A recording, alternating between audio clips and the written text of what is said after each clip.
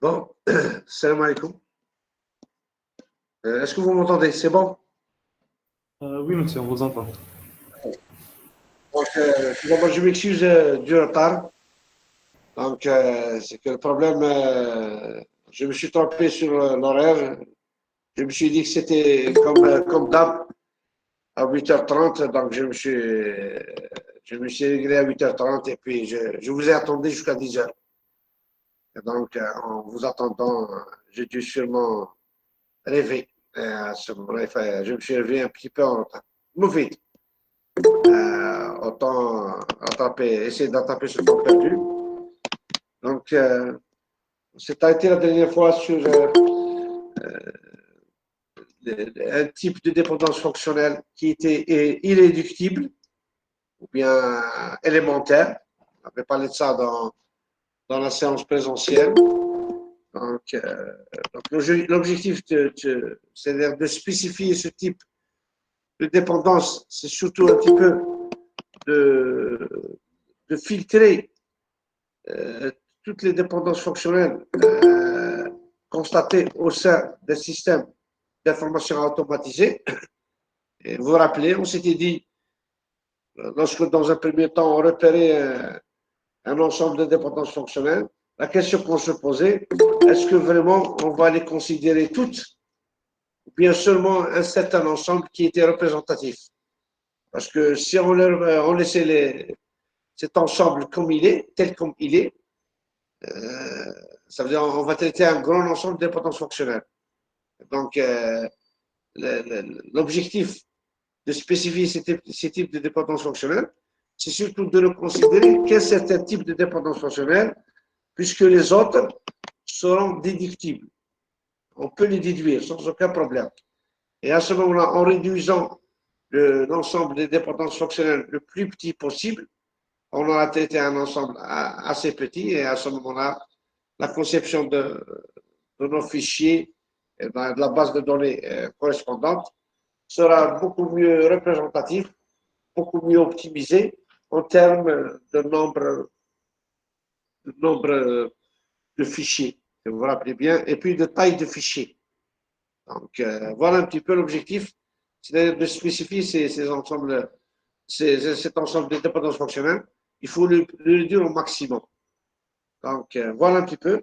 Qu'est-ce qu'on a appris jusqu'à maintenant? C'est de ne considérer que les dépendances fonctionnelles élémentaires ou bien irréductibles. C'est ceux-là qui vont un petit peu représenter la liaison sémantique entre les informations de votre base de données. Et donc c'est comment les repérer? Eh bien, repérer ces dépendances fonctionnelles irréductibles ou bien élémentaires, eh bien, les repérer selon la définition. Donc, on va essayer de reprendre un petit peu ces dépendances d'une manière un peu rapide. Donc, je vous ai partagé la suite du cours. Donc, on va repérer ça. On avait fait la super clé, la première transition d'attribut. Donc, surtout cet ensemble de dépendances irréductibles, on va essayer de voir à travers un exemple. Vous voyez le partage, c'est bon? Oui, monsieur. Voilà. Donc, voilà un petit peu, on reprend la définition. Donc, vous vous rappelez bien, on avait dit que le membre droit était un seul attribut, d'accord?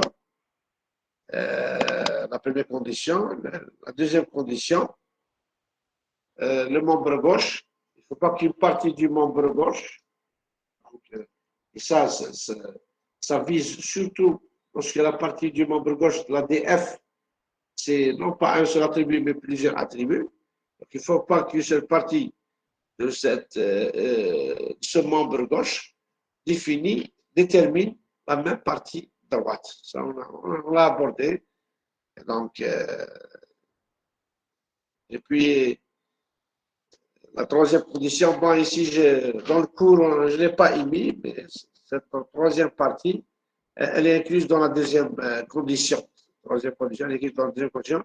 Moi, je ne l'ai pas dit dans le cours, parce que c'est équivalent. Donc, ça sert du tout de la considérer. Moufid, il y a ici des exemples. On considère les dépendances fonctionnelles suivantes. Donc, ces conditions. Donc, il y a le numéro de produit détermine son nom, détermine le matériau, détermine le poids, détermine la ville où est traité ou ce type de produit. Donc, on vous dit que c'est tout à fait normal qu'il est déductible, puisque la partie gauche, c'est un seul attribut, donc je ne pose plus la question. La partie droite, c'est un seul attribut. Et puis la partie gauche n'est pas prise en compte dans la deuxième condition. Parce qu'il n'y a pas une partie de la partie, puisque c'est un seul attribut. C'est lorsque dans cette partie gauche, il y a plus d'un attribut. Donc, on va voir d'autres dépendances fonctionnelles, comme ici dans le cours. Donc, par exemple, ici, le nombre de produits donne le nom, virgule, matériaux. Et dans la partie droite, c'est plus d'un attribut, donc il faut l'étaler. Donc, le NP détermine nom, et puis le NP détermine matériaux. Donc, si on laisse tel qu'elle est comme ça, son écriture, ce n'est plus une dépendance fonctionnelle irréductible. D'accord? Élémentaire. Voilà, un petit peu. Alors, comme ce deuxième exemple, NP, virgule, nom détermine matériaux. Alors, c'est une dépendance, d'accord, fonctionnelle, mais elle n'est pas irréductible. Pourquoi? Puisque j'ai NP détermine nom. Or, lorsque j'ai NP détermine nom, si vous voyez la propriété de la pseudo-transitivité, ça c'est un rappel, eh bien, NP déterminant, j'ai NP déterminant, NP déterminant et NP virgule non détermine matériaux. Or, par la pseudo-transitivité, eh bien, on aura NP virgule NP détermine matériaux. Or, lorsqu'on a deux NP, donc, c'est-à-dire, c'est pas la peine de spécifier deux fois le même attribut, donc on aura NP détermine matériaux. Donc, j'ai NP détermine matériaux et à ce moment-là, et j'ai NP non détermine matériaux. Donc, j'ai une partie de la dépendance fonctionnelle gauche détermine la même partie droite. Et à ce moment, ce n'est plus irréductible. Donc, on ne plus la considérer. Donc, voilà. Ici, j'ai une dépendance, ça n'a rien à voir au niveau de élémentaire. Ça, on avait dit que c'était une dépendance qui assure la réflexivité. Donc, c'est une dépendance qui est banale. Autant ne pas la considérer. Ça ne sert à rien. Ça ne sert du tout à rien. Donc, voilà un petit peu ce concept de dépendance fonctionnelle. C'est juste un rappel. On avait parlé de ça. Et puis, on verra l'exemple tout à fait en bas. Exemple pour se dire, est-ce que j'ai toutes mes dépendances fonctionnelles qui sont ici, est-ce qu'ils sont irréductibles ou bien élémentaires? Donc, j'ai un schéma d'une relation R, donc avec des attributs A, B, C, D, et puis j'ai ces DF. Vous voyez bien que pour la première DF, donc j'ai la partie droite qui contient plus d'un attribut. Donc, ça, c'est logiquement équivalent que A détermine B et A détermine C. Donc, cette dépendance n'est plus élémentaire. Donc, on la remplace par A détermine B et A détermine C. D'accord? Comme A détermine B, il existe ici, ce n'est pas la peine de écrire A détermine B deux fois. D'accord? J'ai cette deuxième dépendance qui est ici, AB détermine C. Donc, A détermine B, A virgule B détermine C. Vous voyez bien qu'on a A détermine C, puisqu'il a été déduit cette dépendance fonctionnelle. Donc, j'ai une partie de AB qui est A, détermine la même partie droite. Donc, AB détermine C n'est plus une dépendance fonctionnelle élémentaire ou bien irréductible. Donc, on l'arrête, c'est-à-dire on n'a plus besoin puisque j'ai A détermine C. Or, lorsque j'ai A déterminé, je peux déduire AB déterminé. Donc, c'est-à-dire, pourquoi on ne considère que les DF irréductibles ou bien élémentaires, parce que les autres, les non élémentaires, on peut les déduire. Donc, autant ne pas les considérer. D'accord? Pourquoi? C'est-à-dire que je réduis cet ensemble-là pour pouvoir construire ma base de données en se basant que sur les DF élémentaires. Alors, ici, A, c'est détermine D. La question se pose. Or, G moins A détermine C. D'accord? A détermine C. Donc, j'aurai A détermine D. Donc, voilà un petit peu c'est un petit exemple sur les DF élémentaires irréductibles. D'accord? Donc, il y a l'explication. Vous pouvez la lire lorsque je vais vous envoyer le PDF correspondant. C'est juste des exemples. Alors, maintenant, on présente un nouveau concept qui permet de visualiser, de voir un petit peu les dépendances fonctionnelles à travers un diagramme ou bien un graphe de dépendance fonctionnelle. On appelle ça un diagramme ou bien un graphe de dépendance fonctionnelle. Donc, c'est-à-dire, pourquoi on veut les visualiser? Parce que vous allez voir, lorsqu'on va attaquer un autre concept qui manipule les DF, les dépendances fonctionnelles, eh bien, ce nouveau concept, vous allez le voir à travers, non pas en voyant les DF comme ça, c'est-à-dire textuel, je vais voir ces DF comme ça, avec cet ensemble DF, mais surtout faire un graphe. Pourquoi? Parce que pour déduire une certaine notion qu'on va aborder, qu'on appelle la couverture minimale. Ça, on va l'aborder très prochainement. Je pense dans son cours, si ce n'est pas dans son cours, notre cours. D'accord? Comment il fait ce graphe-là? On avait comme dépendance fonctionnelle NF détermine nom, NF détermine code, NF détermine. Eh bien, on fait le graphe qu'on suit. Donc, c'est un graphe avec des nœuds. C'est comme les graphes, que vous étudiez en recherche opérationnelle, dans la théorie des graphes. D'accord? Donc, ça, c'est des nœuds avec le nom NF, nom fournisseur, déterminant, code et vie. Et puis, lorsque j'ai NF et NP, normalement, on ne le fait pas comme ça. Bon, je fais un autre dessin. Il faut que je vous envoie un autre dessin beaucoup mieux que celui-là. Ça n'a pas été fait par ma personne, mais surtout par d'autres. Donc, normalement, NF qui est là, c'est pas la peine de le répéter. Donc, j'ai NF et je vais mettre tout à fait en bas NP. D'accord? Les deux vont vers la quantité. D'accord? Donc, bon, je ferai ceci lorsque je vais vous envoyer le PDF avec une correction. D'accord? Et j'ai ici NP détermine nom, détermine matériaux, etc. Détermine point, etc. Normalement, pas comme ça, mais comme des flèches comme ça. Donc, flèche, flèche, flèche. Bon, je referai ce graphe-là, parce que ce n'est pas moi qui l'a fait. Donc, voilà. Donc, d'ailleurs, vous allez voir dans votre série d'exercices TD, on va vous demander de faire un graphe de dépendance fonctionnelle. On ne le fait pas pour faire de jolies flèches avec un beau dessin comme celui-là, mais surtout, on va essayer de déduire à travers cela ce qu'on appelle un nouveau concept qu'on appelle la couverture minimale. On va aborder très prochainement. Oui. C'est quoi la différence entre le premier diagramme et le troisième diagramme? هذا ou le troisième هذا? Oui. D'accord. Ici, j'exprime la dépendance fonctionnelle que NF détermine nom. NF détermine code et NF détermine ville. Donc, j'exprime ces trois dépendances. Donc, graphiquement, elles sont exprimées comme ça, comme un graphe. Donc, avec des nœuds, NF, nom, code.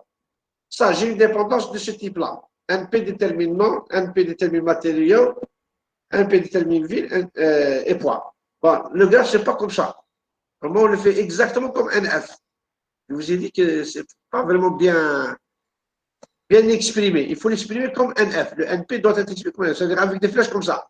NP directement vers nom, NP directement vers matériaux, etc., etc. D'accord? Et puis, lorsque j'ai NF et NP, normalement, j'ai ces deux-là, comme ça, NF et NF qui est là, avec une flèche, et un P vers une flèche, et puis il y a une barrière, et à partir de cette barrière-là, je pars vers quantité. Je vais le faire ce graphe-là, il est mal exprimé. D'accord? Monsieur, Oui, donc l'idée c'est de faire tout dans un seul graphe, c'est ça? voilà, l'idée de faire tous dans un seul graphe. Et puis, pourquoi on l'exprime à travers un graphe? Parce qu'on va aborder dans ce qui suit ce qu'on appelle la notion de couverture minimale. On va expliquer à quoi elle sert. Et puis, il y a deux manières de faire. Soit vous allez vous baser sur les dépendances DF brutes exprimées dans la version brute, c'est-à-dire comme ces dépendances qui sont ici, d'accord? Donc, une version brute, et vous allez déduire, déterminer cette couverture minimale, ou bien non, le graphe va vous aider. D'accord? Donc, c'est d'exprimer ces DF, soit à travers un graphe, soit tout simplement à travers du texte explicite. C'est bon? D'accord, oui, c'est clair, merci. Ouais. Donc, maintenant que le graphe là, il est mal exprimé, je ferai un effort pour vous envoyer une bonne version. OK? C'est bon? D'accord, oui. Voilà. Donc, voilà. Donc, on a fini avec un petit peu cette graphe un peu mal exprimée. Je vais essayer de rectifier cela. On va attaquer un petit peu la normalisation. Alors, c'est quoi cette histoire de normalisation? Vous êtes supposé faire dans le cours du système d'information aborder au moins d'une manière assez brève, assez sommaire, ce qu'on appelle les formes normales. Les formes normales vis-à-vis de vos fichiers. Parce que, pourquoi? Parce que vous avez fait la méthode de Merise. La méthode Merise vous permet de déduire une base de données. Donc, selon une méthode, d'accord? Donc, on construit une base de données selon une méthode qui s'appelle méthode Merise. Ou bien ici, dans notre cours, on déduit une base de données selon l'approche relationnelle. Donc, il y a plusieurs manières de la déduire, comme je vous ai dit. Et vous allez faire, vous êtes en train de faire le module objet. Et là, vous êtes supposé déduire bon, une base de données orientée objet, selon une méthode qui s'appelle UML. Bon, le UML, qu'est-ce qu'il vous fait? Il ne vous donne pas une méthode en fait compte, il vous donne un langage de modélisation. C'est juste un langage. En méthode, c'est les versions du UML qui sont en train de se proposer. Vous entrez dans Internet et vous allez voir un petit peu ces méthodes-là. Voilà un petit peu le concept. Donc, la normalisation ici, c'est-à-dire dans la méthode Merise, vous êtes supposé aborder cette première forme normale. Vous êtes supposé aborder cette deuxième forme normale. Et vous êtes supposé aborder cette troisième forme normale. Il y a les trois formes normales. Donc, c'est quoi à quoi servent ces formes normales? Eh bien, tout simplement, Merise, qu'est-ce qu'il vous dit? Il vous dit, si vous suivez les phases de ma méthode. Alors, quelles sont les phases de sa méthode? C'est de proposer dans un premier temps le modèle conceptuel brut, le MCD brut, et puis de présenter ce qu'on appelle le MCT, d'accord? Donc, le MCT, c'est ce qu'on appelle le modèle conceptuel de traitement, et puis de présenter un troisième modèle qui s'appelle le MOT, le modèle organisationnel de traitement.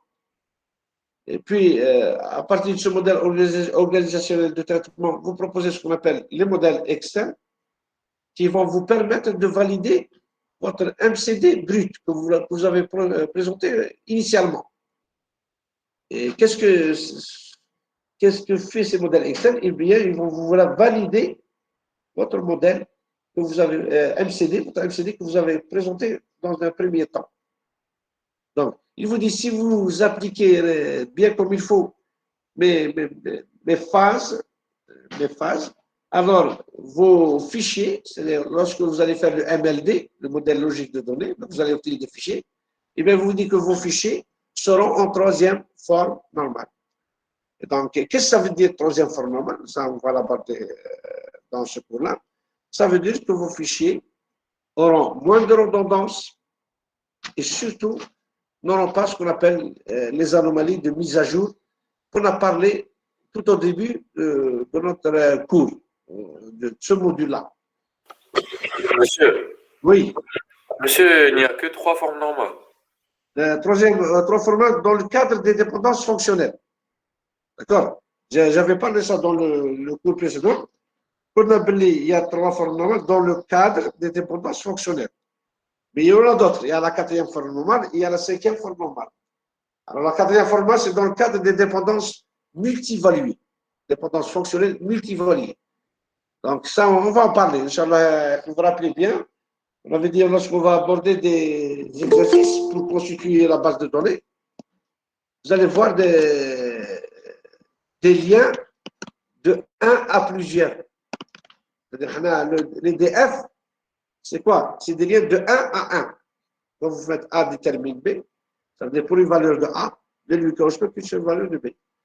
Or, la vie qui nous entoure, les systèmes d'information qu'on veut manipuler, souvent, on a des liens du type de 1 à plusieurs.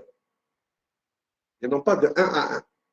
Alors, cette histoire de 1 à plusieurs, c'est ça ce que j'appelle la dépendance multivaluée. Donc, nous, on ne va pas la faire. Dans le mot du Tana, on ne va pas la faire. On ne va pas faire la 4e forme normale. On va faire surtout juste la 3e forme normale parce que je peux exprimer cette DMV, la dépendance multivaluée, par une dépendance fonctionnelle. Comment on l'exprime? On va en parler lorsqu'on va essayer d'aborder ces exercices et bien sûr proposer une base de données qui exprime cette histoire de 1 à plusieurs. Moufid, il y en a une 5e forme normale qu'on appelle la dépendance de jointure. C'est un cas vraiment exceptionnel. Je préfère ne pas en parler, mais ça aborde un certain type de lien un peu spécial qui est vraiment rare dans la vie qui nous entoure, dans les systèmes d'information qu'on veut modéliser. Mais ceci dit, vous pouvez accéder dans un des moteurs de recherche à ce type d'information. Vous allez voir, c'est des cas vraiment très rares. Et donc, on a jugé que ce n'est pas vraiment important de les aborder.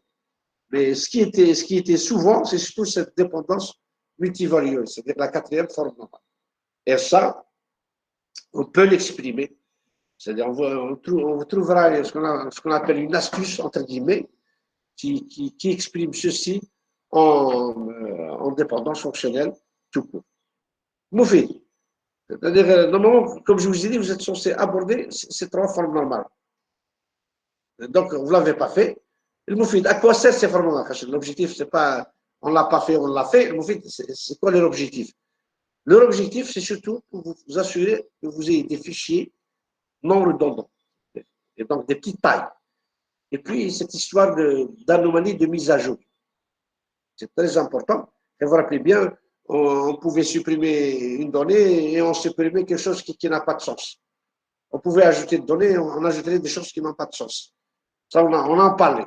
Et donc, pourquoi on attaque ce type d'opération de normalisation dans ce paragraphe?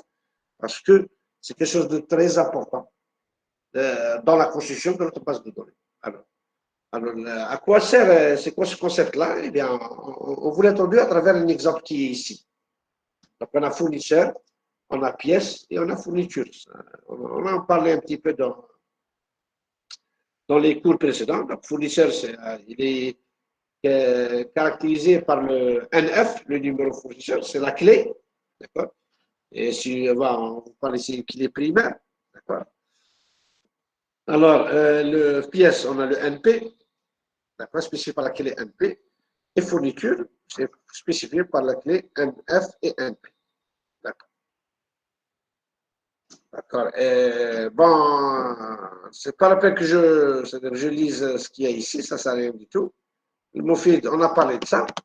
Donc, je vais attaquer c'est-à-dire arrêter le partage du fichier, j'attaquerai un autre fichier. J'arrête le partage. Et j'attaque.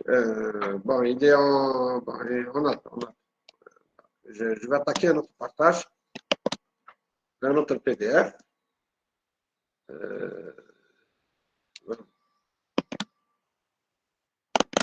Voilà.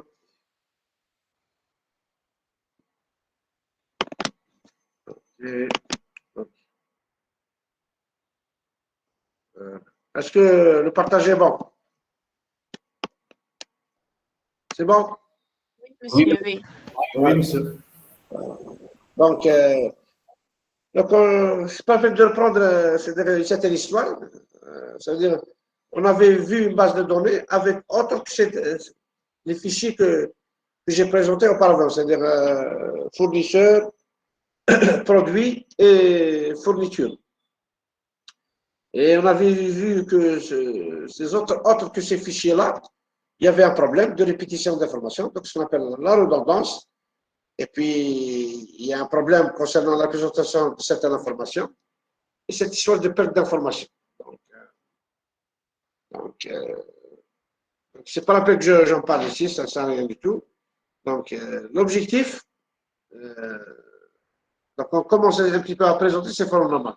Je préfère ne pas répéter, parce que si je dis ça, je me répète.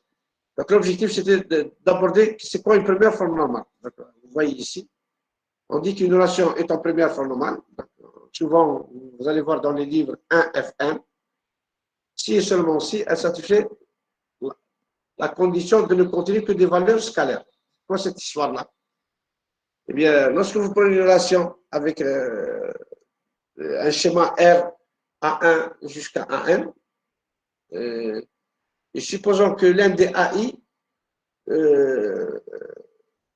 contient deux informations. Par exemple, je ne sais pas, vous avez vos noms et prénoms. Donc, nom de famille, il y a un seul nom de famille. Et surtout les prénoms, on vous donne souvent deux, trois prénoms à la naissance.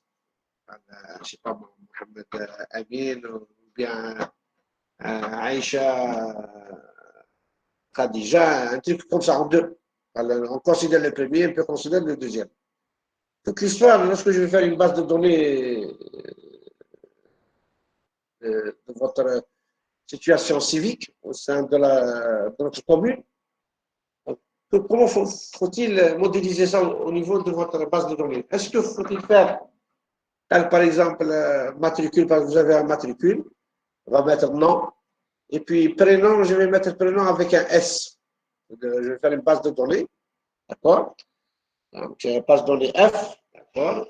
Avec les attributs, donc nom, matricule, donc je vais vous donner un matricule, d'accord? Le numéro de carte d'identité, c'est le numéro de carte d'identité, virgule, le nom, c'est-à-dire le nom de famille, virgule, le prénom. Est-ce que dans l'attribut prénom, je vais essayer, je peux mettre une seule valeur, je vais sauvegarder que le prénom choisi, alors, le premier cité. Par exemple, Mohamed Amir, je vais stocker que Mohamed. Et puis, ou bien je vais stocker que Amina. D'accord? Que le premier cité. Et puis les autres vont vous dire non, je veux que vous stockez tous les prénoms que la famille a voulu faire pour leur fils ou bien leur fille. Donc, là, à ce moment-là, quelle est la solution à faire? Donc, il y a des étudiants, qu'est-ce qu'ils font? Ils font matricule, nom, et puis dans virgule prénom, et puis dans le champ prénom, dans l'attribut prénom, il va mettre tous les prénoms que la famille a choisi. Donc, ça veut dire que vous avez opté pour une conception dans laquelle l'attribut prénom ne contient pas une seule valeur, mais contient plusieurs valeurs. C'est pour ça cette histoire-là, des valeurs scalaires, c'est-à-dire des valeurs, c'est-à-dire monovaluées. Il y a une seule valeur. Donc, si vous mettez plusieurs, si vous vous rappelez bien, lorsqu'un champ, on met dedans plusieurs valeurs, on aura ce qu'on appelle un coût de complexité. Si vous vous rappelez bien, on fait une recherche dans l'enregistrement, et puis une fois que je trouve l'enregistrement, je vais faire une recherche dans le champ. Donc là, c'est pas rigolo. Par exemple, ça coûte cher, vraiment cher. C'est-à-dire les valeurs des champs, les valeurs des attributs, il faut qu'ils contiennent une seule valeur. De telle façon, je ne vais pas faire une recherche dans le champ. On se permet de faire une recherche dans l'enregistrement, ça ne m'échappe pas. Dans le tuple, on a fait ça, une recherche dans le tuple au sens modèle et relationnel, mais dans le champ, c'est interdit. Donc, c'est ça la première formule. La première formule, il faut que tous les attributs contiennent une seule valeur, non pas plusieurs valeurs. Alors, la question que je vous pose à vous, donnez-moi une solution de base de données. De cette façon, on peut insérer plusieurs prénoms. Et toujours, je garde la première formule. Est-ce qu'il y a une personne qui peut me répondre? Monsieur, on éclate. On éclate. On dirait prénom 1, prénom 2. Voilà. Caler des prénoms 1, prénom 2. Donc, c'est une solution, pour moi, intermédiaire. Essayez d'imaginer que une autre personne pour laquelle vous me sauvegardez non par les deux premiers, je vais choisir quatre prénoms. Comment faire? نديرو identifiant, نديرو une autre table. L'identifiant, il détermine les prénoms كاع تاع هذاك personne. Et comment on le fait cette table? Comment on le fait? Comment on le fait dans la table? Comment on le fait? À partir d'une clé étrangère? Une clé étrangère. Allez, le fichier. J'appelle ça un fichier prénom. Oui, voilà. Les attributs, quels sont dans le fichier prénom? Qu'est-ce qu'il y a comme attribut? Migration d'une clé من la table originale. Un des fichiers, qu'est-ce qu'il y a comme attribut dedans? Je peux stocker tous les prénoms de cette personne. Attribut prénom et attribut identifiant, par exemple. L'identifiant, c'est quoi exactement? Par exemple, Matricule. matricule, oui. Par exemple, le matricule. Une autre information, où est la clé?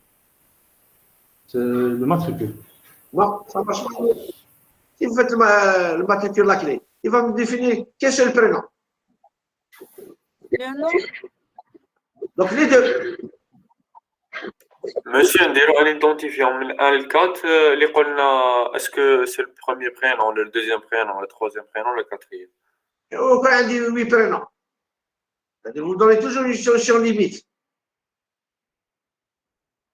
La solution, c'est quoi? C'est de mettre matricule. L'identifiant Voilà. matricule et l'autre. La clé, c'est tout. D'accord? Matricule et prénom. Voilà. Et à ce moment-là, ce que vous allez stocker comme information sur les prénoms, une personne peut stocker un seul prénom, d'autres 2 prénoms, 8 prénoms, 100 prénoms, ce que vous voulez. D'accord? Est-ce que vous avez compris?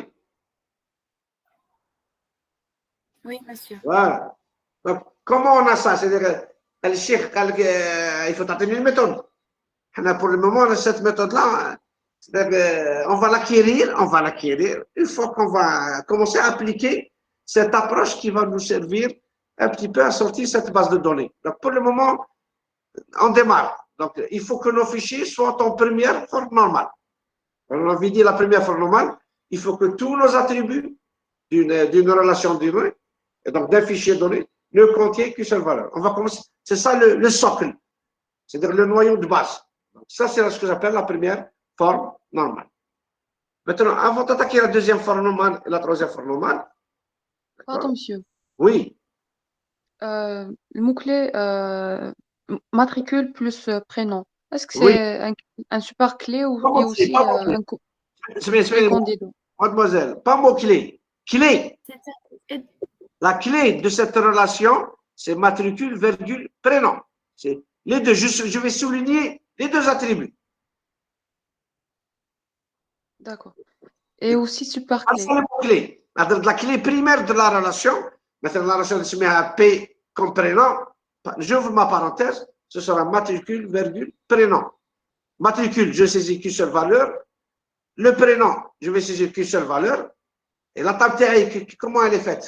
C'est quand je dis que matricule, virgule, prénom, c'est tout ça, c'est une clé. Eh bien, tout simplement, essayez de vous positionner au sens Meurice, au sens MCD. Le MCD, qu'est-ce que vous allez voir? Vous allez voir une table, un individu.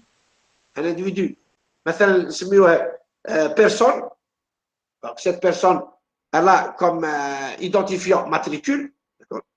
Je vais créer une relation avec un autre individu que je vais parler, que je vais donner comme P, comme prénom. Dedans, je vais donner comme clé ses prénoms. Et la relation, comment elle est faite cette relation? eh bien, c'est 1M comme cardinalité du côté de personne et de l'autre côté 0M. De telle façon que la relation va, lorsque je vais faire le MLD, va exister. Et comment elle va exister? Elle va exister par la clé de matricule et la clé de prénom. Est-ce que c'est compris? D'accord, oui, c'est compris avec l'MCD. Oui. Voilà. Bon. Cette version du MCD, vous allez voir lorsqu'on va jongler, vous allez jongler, j'espère, avec les DF, c'est-à-dire, dès que vous voyez votre MCD, eh bien, le DF va se voir en 2 secondes. Donc, il faut juste sentir cela en DF. Et ça, c'est avec le temps. On va faire des exercices. Et vous allez voir que ce sera une chose très simple. Juste maintenant, c'est un peu flou, parce que c'est tout à fait normal. On introduit, pour ne pas dire on est en plein milieu des DF. On va y aller vers la fin. Je pense au prochain cours, on va aller vers la fin. Et on va attaquer directement la conception de cette base de données. D'accord? Ne vous inquiétez pas. C'est juste, il faut vraiment s'imprégner et être très, très camarade avec ces DF-là. Et tout marchera bien. Donc, pour parler de la deuxième forme normale et de la troisième formale, on va attaquer un concept qui est vraiment la base de l'approche relationnelle. Parce que la question que vous allez vous poser, c'est quoi cette deuxième formule, c'est quoi cette troisième formule? Moi, je veux voir mes fichiers. Vous êtes pressé. Eh bien, en fait, compte, cette deuxième formule, cette troisième forme normale se base sur le concept qui s'appelle décomposition sans perte d'information. Alors, c'est quoi ce concept-là? Eh bien, tout simplement, je vous ai dit, et j'ai parlé un petit peu de ceci bien au début de nos cours en base de données. C'est-à-dire, vous rappelez bien que lorsqu'on va attaquer l'automatisation des systèmes d'information au sein d'une entreprise ou bien d'une société, le premier objectif, c'est de récolter toutes les informations à mettre dans votre PC pour l'automatisation. Et puis, on avait dit qu'il fallait aussi définir notre ensemble, c'est les DF. Et les CDF-là, c'est surtout les liens qui existent entre ces informations à intégrer dans le PC, ou bien dans l'ordinateur. Donc, on a toutes les informations, donc ce qu'on appelle le récipient de données, et on a un ensemble de DF, c'est le lien entre ces données. Et puis, on va démarrer avec un grand fichier. Un grand fichier, c'est qui ce grand fichier? Eh bien, tout simplement, un grand fichier, ce qu'on appelle la relation universelle, RU. Je vais mettre toutes les informations automatisées dedans. Donc, je vais démarrer avec un grand fichier. Et vous vous rappelez bien, on avait dit, vous pouvez considérer un seul fichier et vous allez tout mettre dedans. Le Mousseb al-Kibera, c'est que ce grand fichier, c'est plein de redondances et surtout ces histoires d'anomalies des opérations, lors des opérations de mise à jour. Eh bien, l'approche qui va nous permettre à définir notre bonne base de données, notre base de données entre guillemets optimale, c'est de faire quoi? C'est de considérer cette grande relation et en fait compte de la subdiviser en petites relations. De la diviser en petites relations. De telle façon, à la fin, on va y arriver avec des petites relations. Et ces petites relations, c'est ça notre base de données. Toute l'histoire, c'est comment la subdiviser. Et surtout comment, le mot subdiviser, ça revient à comment la décomposer. Le titre de ce paragraphe-là, décomposition, c'est de comment décomposer cette base de données. Eh bien, ce titre-là, il ne dit pas seulement décomposition, il vous dit décomposer sans perte d'information. Donc, il faut la subdiviser de telle façon que je ne vais pas perdre des informations. C'est quoi cette histoire de perdre ou ne pas perdre? Eh bien, on va l'aborder ici, dans ce paragraphe. Et on commence un petit peu à toucher l'approche qui va nous permettre de sortir une base de données. C'est-à-dire, c'est de prendre cette grande relation où je vais mettre tout dedans. Parce que vous, dans votre tête, allez, je vais automatiser cette entreprise. Quelles sont vos informations? Je vais prendre un seul fichier et je vais travailler avec. Je vous avais dit que lorsque vous allez travailler avec ce seul fichier, vous allez vous casser la tête.